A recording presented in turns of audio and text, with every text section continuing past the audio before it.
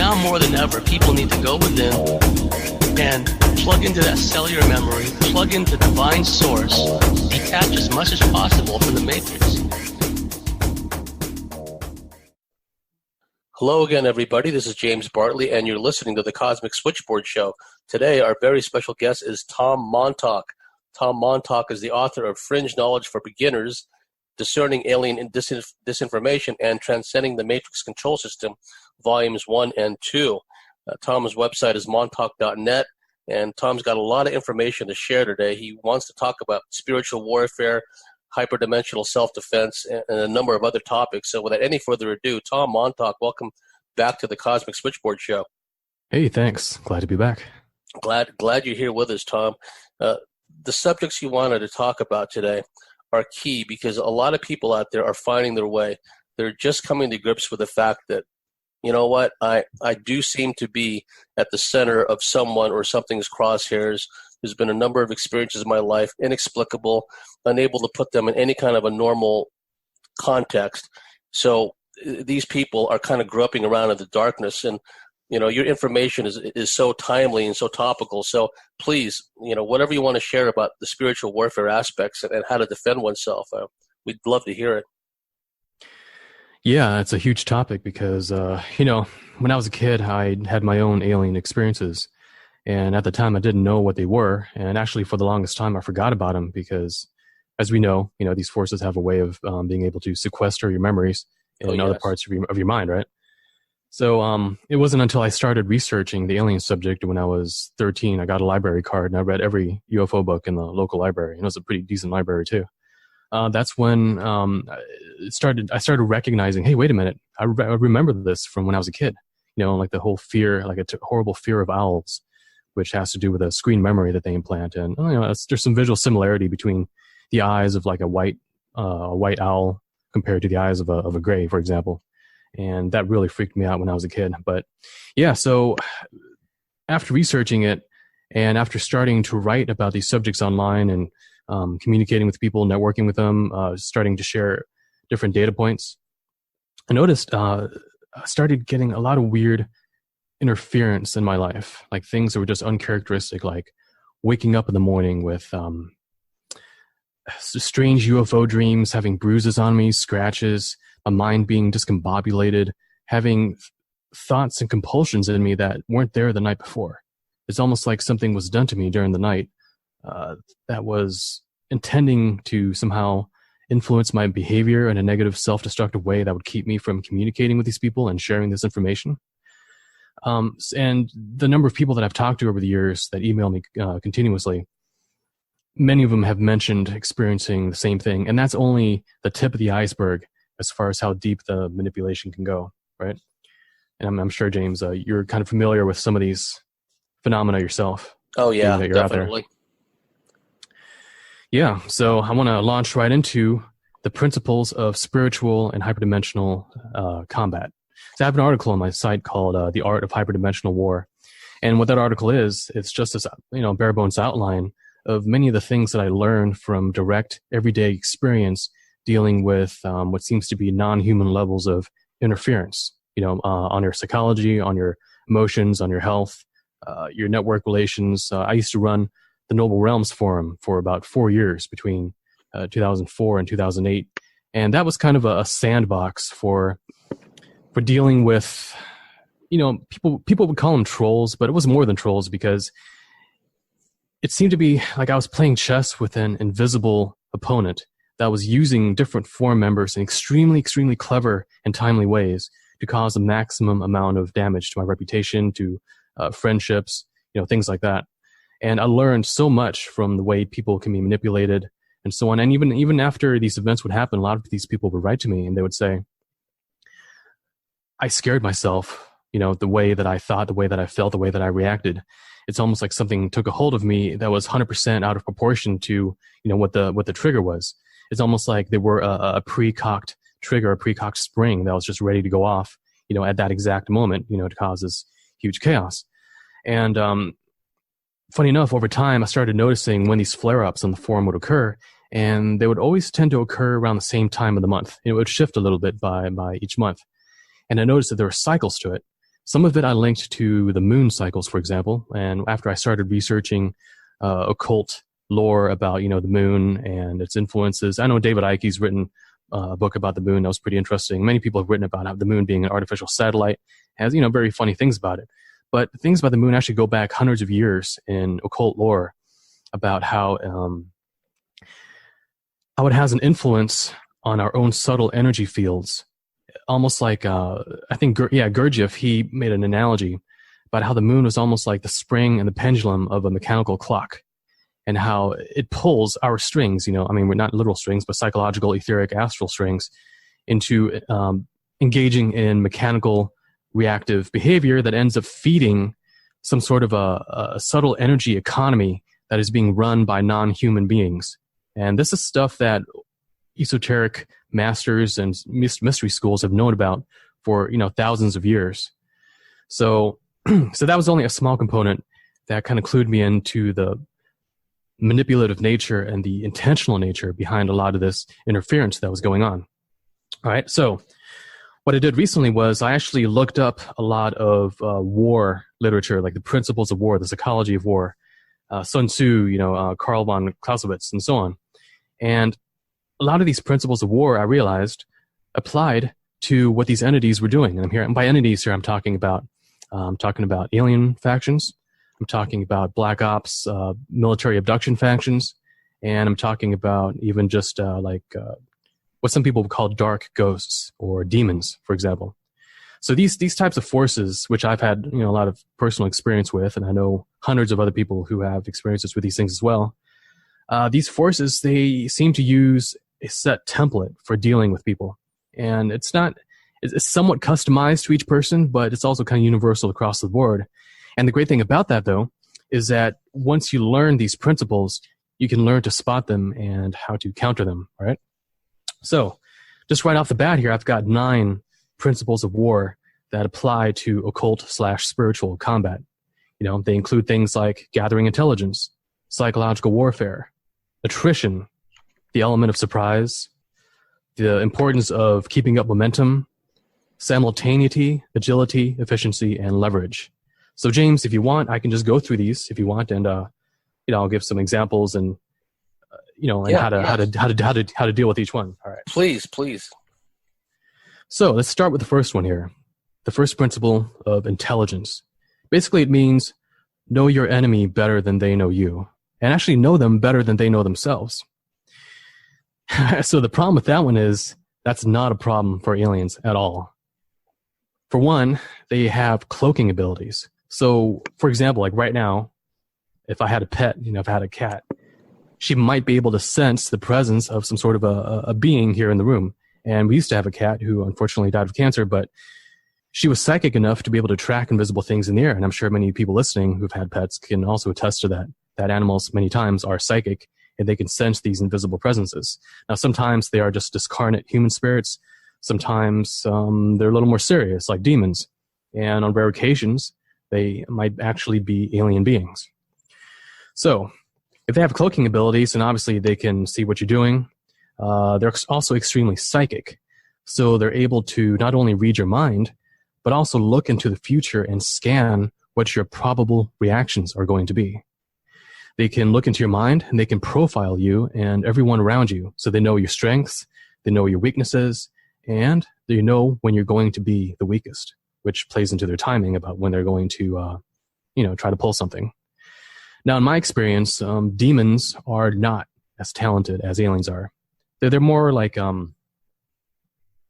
average street thug versus some sort of a high-level white-collar criminal, which is what aliens are more like. So demons, from what I can tell, some of them can read your mind, but a lot of times they can't. But what they can do is they can hear what you say out loud. So if you are involved in any major projects, you're going to start any goals and dreams, a lot of times it pays off to not tell too many people about it, kind of keep it to yourself unless the person needs to know. Because the more people you tell, the more chance there is for these forces, especially the more mischievous forces like demonic beings, to hear about it and then realize there's a good opportunity there to trip you up. So even amongst esoteric schools, there's this principle of silence. They say that silence has power. And I think the reason why that is because the more people you tell, not only are there more people that might doubt you, which itself has a kind of a psychic interference component, but there are forces that, kind of make a sport out of tripping humans up and causing as much suffering and carnage and disappointment and, loss of hope as possible. So that's the element of intelligence, just the idea that they can profile us and know our strengths and our weaknesses and when to attack, right? So the next principle is psychological warfare, which means influencing what the enemy thinks and perceives in order to manipulate his behavior and pre-program his reactions. Now, the funny thing about this one is when the military does it, they just do it through propaganda and scare tactics and so on. And that's because the military is limited in what intelligence it can gather and what access it has to the enemy. But aliens, on the other hand, we all know that they have abduction abilities. We know that they're psychic. We know that they're telepathic. So their level of psychological warfare is way, way beyond what the military can pull off. I mean, I'm talking here about the mainstream military and not like Black Ops, shadow factions, which do have a lot of these same abilities aliens do. But for example, aliens can abduct you or do a night visitation where they kind of hover over you and they telepathically interface with your mind and they can induce post-hypnotic commands. Now, what these are is they're negative programs that they can lodge into your subconscious that can also be programmed to activate either at a certain time or in response to a certain trigger. Okay. So what happens then is if they want, what they can do is they can profile multiple people, figure out their weaknesses. They can visit them at night or whenever they're being mindless and telepathically insert a subconscious command that causes them, let's say, to trigger each other. Like one person is triggered to say something, and the other person has been pre-programmed to react to that in the worst possible way at that time. Okay. And while that event is happening, another ability that aliens have is real-time telepathic pressuring. So there's this window of opportunity. Let's say it's 1 minute or 15 minutes or, an hour where this event can happen, where the maximum disruption would happen. And during that time, not only are both parties or even, multiple parties pre-programmed to react in a certain way, but the alien being or multiple beings can watch it telepathically and influence it telepathically in that moment to add even more pressure. So that's a lot of leverage that these entities can have for manipulating people's social networks and friendships and so on, which can be a big deal. Like, let's say someone has a book deal or came up with a free energy invention and wants to share it with the world. And they just made a relation with an awesome investor who's going to fund their dreams. Well, it's very easy to break that up if, that's forbidden. It's very easy to cause a major blowout between the two where both parties don't even understand what just happened, but it did. And the deal's off. The book never gets published. The technology never gets out. And that happens so many times, it's not even funny. And that's one reason why our world is still the way it is, because so much of it is being managed from behind this this veil of secrecy and deniability too, because so many people don't even believe that these forces exist. That's what gives them the upper hand in leveraging all these different situations. So other abilities that they have is they can induce forgetfulness in exactly the right moments, and that can lead to a lot of misunderstandings and dropping the ball on things. They can create artificial synchronicity. So what that is, that's like imagine getting 3 or 4 different people in the same day coming up to you by email or on the street or someone phoning you, recommending to you, let's say, the same guru or the same book. And you wonder, wow, so many different people are coming up to me telling me these things. Maybe it's a sign from God that I should pursue it, or maybe it's a sign from the universe. But what these people don't know is those individuals that were coming to them were being manipulated by none other than just non-human, actually sometimes even human beings, who have telepathic powers. And here I'm talking about Black Ops, shadow military factions, which I can talk more about in a bit. But it's all part of the same sphere of these superhuman, super technological, super psychic entities that most people don't even know about, that seem to be pulling a lot of the strings here in the stage that we call, the real world. Now, on a mass scale, aliens are also capable of waging psychological warfare by disinformation. And my book, Discerning Alien Disinformation, which is also an article series on my website, which is free for anyone to view, it goes into extreme detail about examples of all the disinformation that the alien campaign has been waging over the past 20, 30, 40, 50 years. And I outline example after example and all the major principles that they use. And once you read it, you can start recognizing it in so many of the popular UFO books that are out there, or, channeling sources, different kinds of opinion leaders and abductees. A lot of times abductees are actually mouthpieces for the forces that have been abducting and programming them. So, a lot of times you can't really take what abductees and contactees say at face value, because they're just relaying what aliens have been telling them. And aliens aren't so dumb and innocent that, they're going to be upfront with everything they say, right? I mean, everything that they say is pre-calculated to have a certain effect. So a lot of that has made itself into abduction literature, UFO literature. And a lot of people kind of take it at face value because it's like, oh, it's just data. You have these couple hundred different abductees saying the same thing, so therefore that's what the truth is. Well, not necessarily. A lot of it is a smokescreen being intentionally put out by these alien forces in order to mislead the public and to build a kind of perception of the alien phenomenon that's not entirely true. A lot of it is also viral marketing to build up people's expectations for an eventual alien reveal, like a disclosure event. So, that's what I outlined in my book, Discerning Alien Disinformation. All the different ways that people are being deceived, all the different lies that they're being told, in order to prepare the public to wrongly deal with an eventual disclosure event when it actually comes. To think that aliens are more positive than they actually are. I mean, some of them are positive and some of them are more negative, relative to our own interests. But in my opinion, I think the first ones who will be showing up will be the more negative groups, because they don't follow the law of non-interference. So they're the ones who would jump at the chance to come here when the time is right, and basically try to take over in an overt way and kind of seal the amount of control that they have over our society. But in order to even pull that off, they have to wage psychological warfare on a mass scale.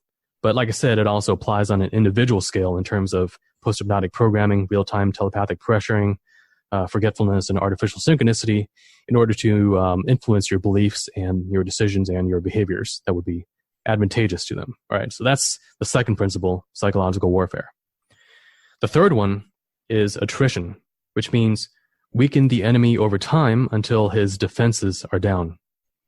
And that's an interesting one, because there's this occult law having to do with free will, which basically means these forces that are outside of space-time, that aren't 100% anchored here and physical, like your next door neighbor might be, they seem to follow this law of free will, which means that they can't violate your free will just outright, but they have to bypass, they either have to get your consent, or they have to bypass your spiritual protections one chunk at a time until, 10 chunks later, finally your defenses are fully down, and boom, they can get you the way that they want. And by get you, I'm talking about suicide, actual murder, human mutilation, permanent abduction where a person goes missing, they're never seen again. These things have happened, okay? But when you look at these cases, they only seem to happen after a multi-step process of weakening, or let's say the person willingly giving away their free will by inviting these forces into their lives, or getting involved in really shady things like, dark occult satanic practices, or taking too many drugs and so on, which can scramble your aura and weaken your spiritual shield.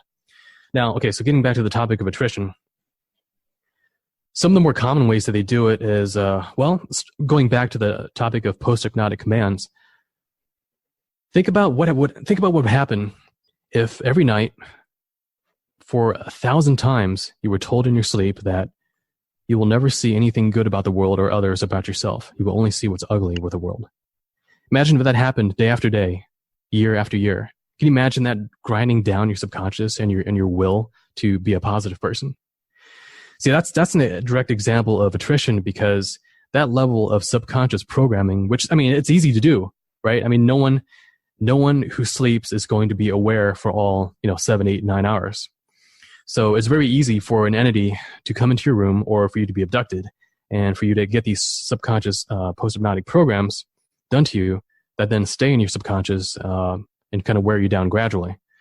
So that's an issue. Another issue is interference with sleep.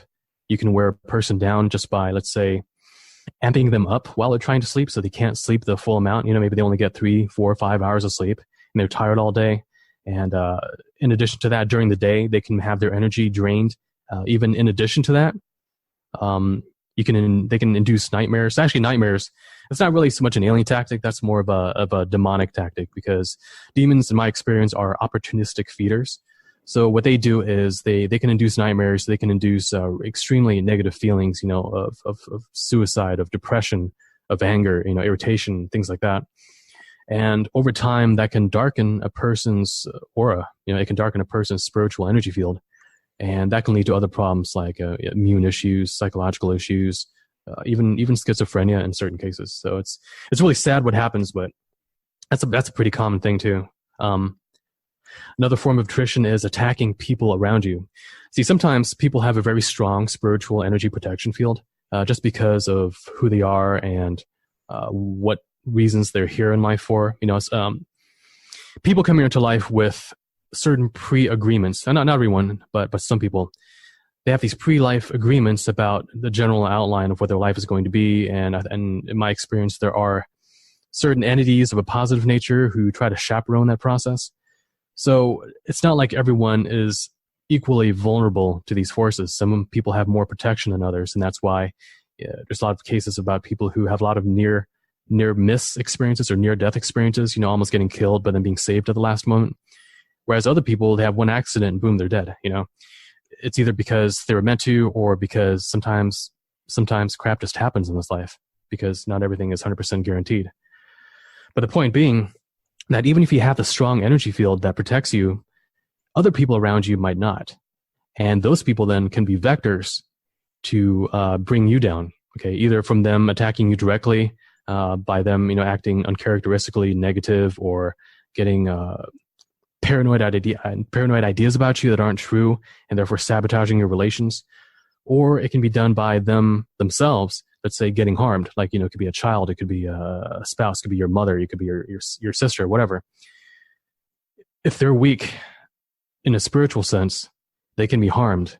And because of your relations to them, that then can backfire on you as well, because then you get dragged into it because you love them and you have to care for them. So there are these links between people, and anywhere along that chain, these forces can yank it and therefore get back to you. Okay, so that's another form of attrition. But the point being that all these things that happen, they happen through a multi-step process where it begins with a little bit of attrition, like a little step, a little thing that brings you down. And then if you accept that, and if you let yourself get weaker, then, it's even stronger next time. And after that, it's even stronger. And eventually, before you know it, you're in this downward spiral of depression, letting yourself go. You're losing your health, you're losing your sleep, you're losing your spiritual balance. And then, it can get to a point where either you do yourself in, or you're weak enough that some major accident can happen, or something like that. But the point is, if you can spot this process happening, then you can stop it in the very beginning, so it never ever gets to the point where these forces then have enough leverage or enough free will taken away from you where they can do their final coup de grace and take you down. So that's why it's important to kind of watch yourself and make sure you don't actually let yourself slip away into a downward spiral, because that's what attrition is all about. It's a process of gradual weakening. And you can take steps early on to boost yourself back up and kind of get back to that safe zone. All right. So that's attrition. The fourth one is the element of surprise, which means attack when the enemy is weakest, when they're off balance, when they're least prepared, and most of all, when they're not expecting it. And what this does is this creates a window of disorientation that the attacker then can exploit. Now, the worst attacks tend to happen when you're tired, when you're discombobulated, when you're amped up, when you're already irritated, fuzzy-headed, and off balance. And these forces, they have methods of inducing these things. And I don't know if it's all telepathic or if it's technological. I remember one time after a night of extremely negative, discombobulating dreams that just drained me, I woke up into this halfway state between waking and sleeping, the twilight zone, the hypnopompic state. And I noticed there was all this clicking going on in my ear. It's a form of tinnitus, but for me, it only happens occasionally, so it's not like a regular ear dysfunction. It's very specific. And in that state, because I'm mildly psychic in that state, I decided to focus in on what the source of this clicking was. And what happened was I immediately popped into what seemed like an underground base room. It was a military base, actually. It had square walls, painted with cinder blocks. And there was this guy sitting in a chair reading a hypnotic script, reading commands to a group of what seemed to be 3 psychics who were in flotation tanks. Somewhat like in that movie, what's the movie? Minority Report. It was featured in there. Yes. Okay. And so that's what it popped into. And these psychics were repeating what this guy was saying. And my impression was that they, with whatever this force was, these 3 psychics and these flotation tanks. The other impression I got was that they were being chemically enhanced to be more psychic than they actually were, naturally. Okay. So it kind of reminded me of like those satellite arrays where they got multiple satellites to, scan the universe and things like that. But the point being that, these 3 things, they seem to be focusing in on me. And I suspect that perhaps they were responsible for some of these negative dreams that I was having earlier in the night. So my natural instinct was to try to cut off that connection as quickly as possible and put up a shield to reduce their influence over that. And then later in that day, because of these dreams, and I was so discombobulated, on my forum, funny enough, all hell broke loose. Like multiple people were going crazy on each other and just creating the maximum amount of chaos. And these were things that had been building up for days, right? So it's funny that on the very morning that I needed to be at my best, because I was the sole moderator, I was the sole administrator of the entire forum, on that very morning that I would have this experience leading up to that, okay? And that was sort of my first introduction to the idea, like, okay, maybe this stuff isn't random. What if there is some sort of an artificial element to it? And that's when I started logging these things, figuring out the cycles, asking people like, okay, let's debrief here. Like, what did you actually feel? Like, what made you react this way? And some of them, actually a lot of them were scared of their own reactions. They felt like they hadn't been feeling right the past couple of days. Like multiple people simultaneously within the same time period were feeling like they were being overcome by this external force that was applying a huge amount of pressure. Okay. Now, in that case, because that experience happened that morning, I was somewhat expecting something to happen. And because of that, the things didn't fully get out of control, but they could have very easily. And from that point onward, I made it a point to look at my dreams, look at my different other precognitive indicators to figure out who would cause a problem, when it would happen, what it would be about. And based on that information, so many times I was able to head off these manipulated, orchestrated blowouts before they would ever happen.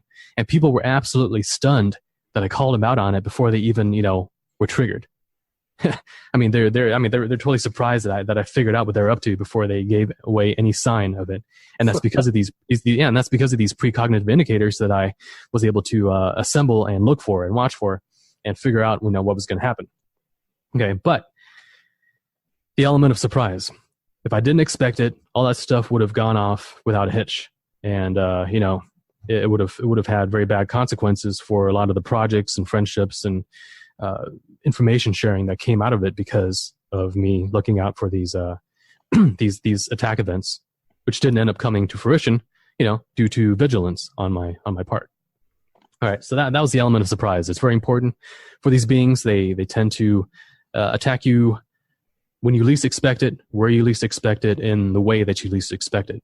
But if you have good intuition, if you pay attention to your dreams, which can be precognitive a lot of times, then you can kind of get a heads up of these things and expect it, and therefore keep it from happening. So now let's talk about another one, the element of momentum. So in actual combat, what forces tend to do is they tend to use speed to steamroll through an attack, as wisely as they can, basically in order to overwhelm the enemy and keep them on the defensive, unable to regain their composure or fight back. So the way this applies to when these forces screw with us in real life is that when the attack is on, it's on, like big time. So what happens is, all of a sudden, the trap gets sprung, and you're scrambling to contain the situation, and it doesn't let up. Typically, it gets worse within that window of opportunity. Like I said, it could be a minute, it could be 15 minutes, it could be an hour, and it just gets worse and worse and worse.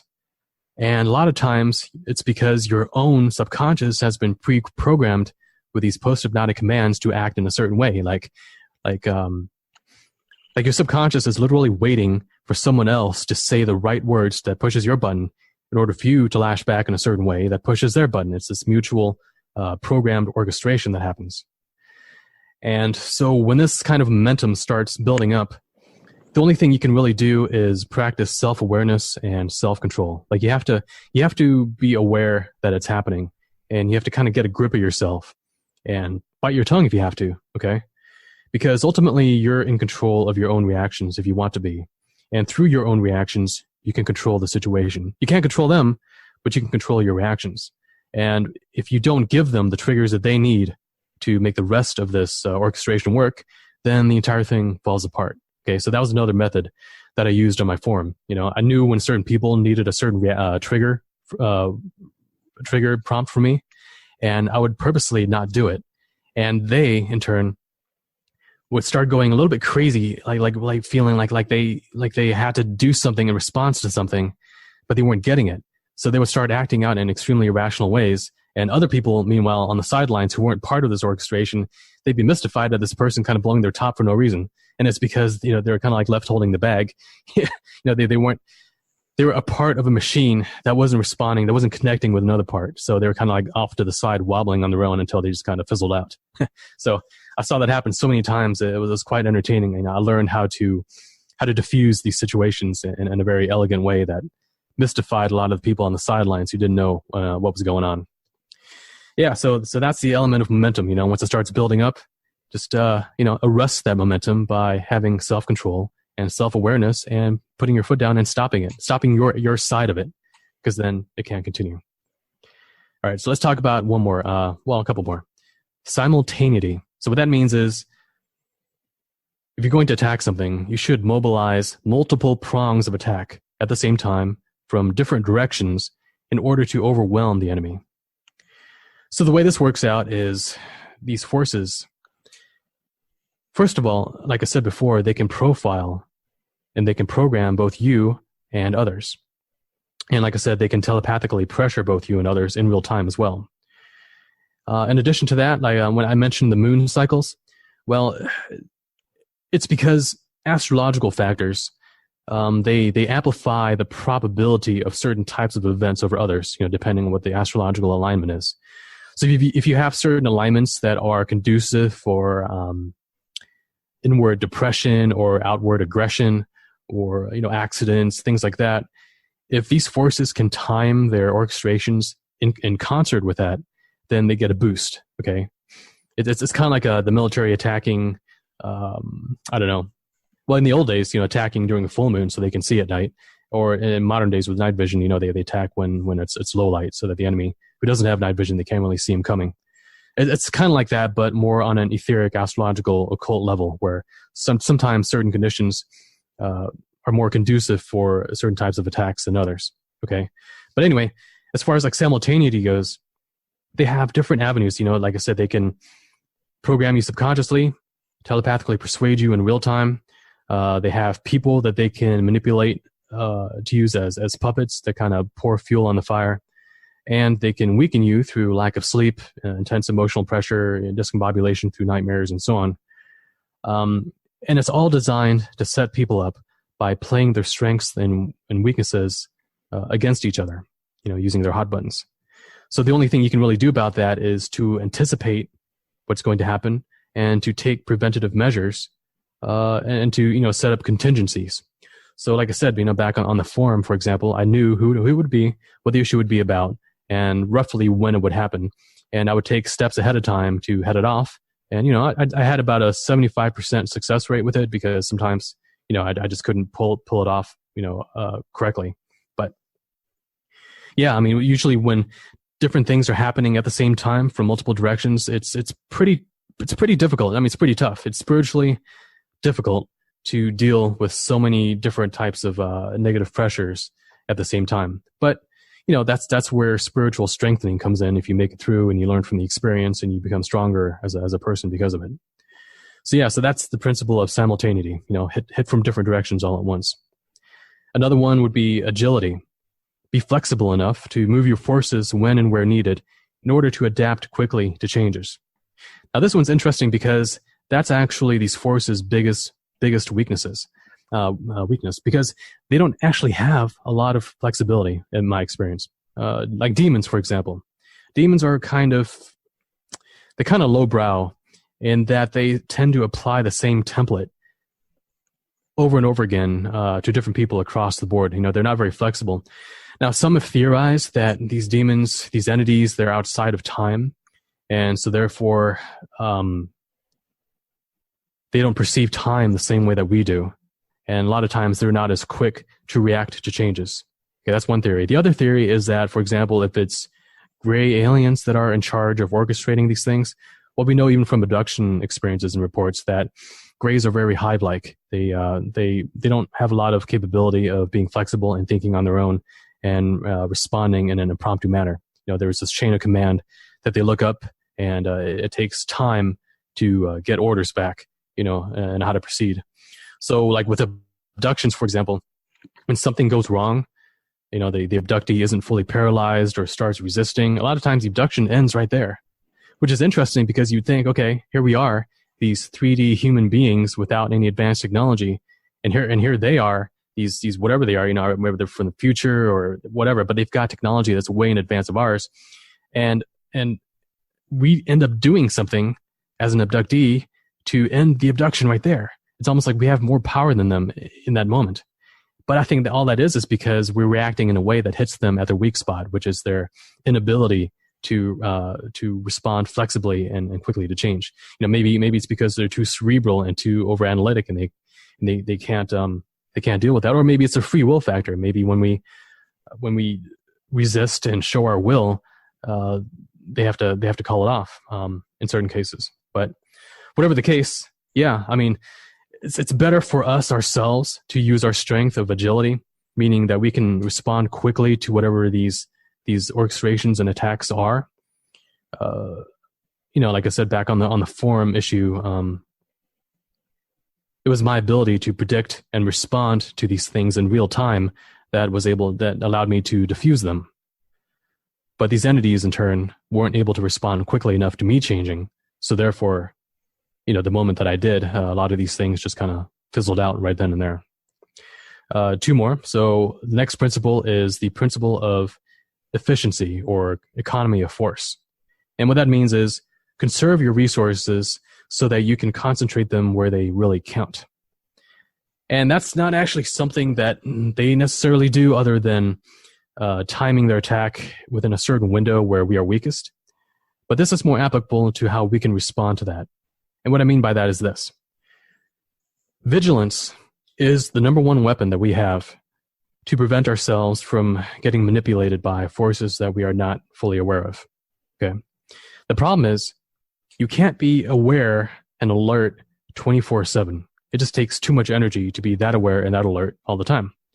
But if you have an idea, if you have indicators, precursors of when they're going to try something, whether it's an abduction, whether it's some sort of an orchestrated blowout in your daily life, if you watch for these precognitive indicators, these precursors, and you know it's going to happen, then you can triple your alert level and head it off if you want to, or if you can diffuse it if it's in the process of happening. So you're being efficient with your energy that way by putting your defenses and your alertness where it counts and when it counts. So that's efficiency. And the final principle of spiritual combat, or combat in general, is leverage, meaning use the enemy's strength and momentum against him and make his biggest strength his biggest weakness. So the way this works is if you are an intellectual person, the kind of programming that these forces can give you, or the kind of orchestrated situations they can put in your lap, they can cause you to, well, they can induce over-analysis. They can make you obsessed. They can make you go in circles. They can get you tangled up in a web of uncertainty and paranoia. Normally you're a rational person. You're very good at thinking about things and you analyze things in depth. But that itself is a weakness because it can get you spinning in these out-of-control thought loops if you're not careful. Okay. If, on the other hand, you're a very non-reactive and a very composed person, That's a strength. Most people consider composure a strength. But that can be used to build a perception in other people that you're cold, that you're uncaring, that you don't stick up for others, that you're not a fighter, that you're a coward. And that can create resentment in other people that can be leveraged. It can be used as your biggest weakness to, disrupt friendships and networks and relationships and so on. Or, for example, let's say you're a very friendly and loving and optimistic person. Well, they can exploit gullibility to con you. They can hook you up with someone who's an energy feeder that takes up all of your time for, no real results whatsoever. So what I would advise people to do is I would advise you to just get a piece of paper and list out all your strengths and all your weaknesses and really ponder on how your strengths can become your weaknesses. And think of ways that you can be mindful to not fall for that, okay? So just in quick review, we've got intelligence, them gathering intelligence on you and knowing more about you than you know about yourself. Psychological warfare, attrition, weakening you over time. Surprise, attacking you where you least expect it. Momentum, keeping it up once it starts going and basically pummeling you unless you gain self-control and self-awareness. Simultaneity, hitting you from multiple points at the same time, both within you and around you. Agility, which is your ability to adapt to what they're doing, which allows you to get a leg up on the situation. Efficiency, which means, in your case, being alert where it counts and marshaling your forces during these windows when a disruption is most likely. And finally, leverage, where your strengths can become your greatest weaknesses, which requires you to become aware of them and figure out how to head them off, should they be exploited as such. So those are some of the 9 major principles of spiritual combat. Yes, and the points you made are really applicable to the lives of people like us who have these experiences, Tom, because I'm thinking of like the attrition aspect, how you just get grinded down from all these different directions, the simultaneity of the attack. So car problems, the sudden thought pops into your mind to drive to some place and you run over a nail and get a flat tire, and then all these things, and then different people in your life and your personal network and your family networks start getting triggered and activated to chip away at your self-worth and be a big distraction. People don't see that as spiritual warfare, but because of this ability of these forces to plug in, first of all, like you pointed out, they profile us. They know our strengths and weaknesses, and then they know who our social and family networks are. And if they can't get to us, you're right, they will go through other people. And the aspect of economic bondage, which is a whole nother aspect where we live in a monetized debt system, so many people stressed out about making ends meet, so many people stressed out about finding or losing a job, and all those things can be turned into these endless thought loops. And the ability to remain composed, like you said, and not feed into that paranoia and that fear, which turns into a snowball effect. And the real world examples, the real time examples you described about the forum and how certain people, and after a while you figured out pretty much who some of these characters would be because of you profiled them in a way, and you were able to head them off at the pass, the forces that were likely to manipulate them. That's a very key thing for people to understand, because this is a multiple threat environment that we're in, and that's what a lot of these New Agers want to distract us from. They want to keep us thinking about ascension, thinking about higher dimensions. Well, we're here in physical embodiment, Tom, and so the points you made about these war strategies are absolutely critical for gaining a better understanding of what's going on. Yeah, seriously. I never really thought about it in such a systematic way until many years ago when I was forced to, by the order and the intelligence that were behind these things. Okay, so I'm not saying, right, that everyone who experiences anything negative is necessarily being targeted by forces. What I'm talking about is consistent, regular, extremely elegant coming together of the most misfortunate circumstances possible to create the maximum amount of damage, to the point where it's almost supernatural. That's what clues one in that it's not just random chance. right? Do you see, like you pointed out that some people naturally have a stronger defense, for lack of a better term, be it either a natural innate defense they brought with them and or spirit guide help, if you will, that kind of guides and navigates them through these challenges. Do you see a pattern sometimes where people that have the potential to kind of throw a monkey wrench into this matrix system, how they seem to be particularly targeted? Have you ever seen that before? I think that is the precondition for being targeted to that level, because I don't think a person would. I think it has to do with their potential, the potential or their actual actions about how much of a threat they are to the control system. And it doesn't have to be, a threat in the sense of, I'm going to research alien material and expose the alien agenda to the world. It doesn't have to be on that level. It can just be, I'm here to lift people out of their misery, to uplift them, show them a more spiritual, empowering vision, be there for them, being a positive influence in this world. See, being a positive influence for other people in this world, it's kind of like going into a dairy farm and unplugging all the hoses, from all the teats of the cows, right? The farmer is going to get angry that you're reducing his milk supply. So that alone can get you targeted in many, many instances. But yeah, you know what? Let me talk quickly about synchronistic protection, because that's such a huge factor that I think some people don't really think about, right? So here, let me just go into that quickly, if you don't mind, James. Oh, please. Okay, so we know from personal experience, whether your own or what others have shared, that people often have some level of divine or synchronistic protection in life. Like, in more extreme cases, for example, there's so many cases where, let's say they're about to be in an accident, or a tornado or tsunami comes their way, or they're in the middle of a mass shooting and something highly improbable or supernatural happens to get them out of it. Maybe they hear a voice urgently telling them to do or not do something that ends up saving their lives. Maybe the shooter's gun jams, even though it's the type known for being ultra reliable, and almost never happens. Maybe their car, ends up being a twisted wreck, but they come out of it completely unscathed. These things have happened. I know people like that. And my girlfriend, as an example, she has had 17 times in her life where she almost died, where something miraculous ended up saving her. Now, in terms of probability, that's pretty unusual. I don't think that's normal.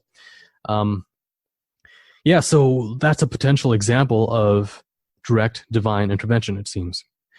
Now, we also know that your thoughts, your feelings, your beliefs, through some sort of a quantum process, they can influence what you attract in life, and they can therefore play a role in how lucky or unlucky you are in general.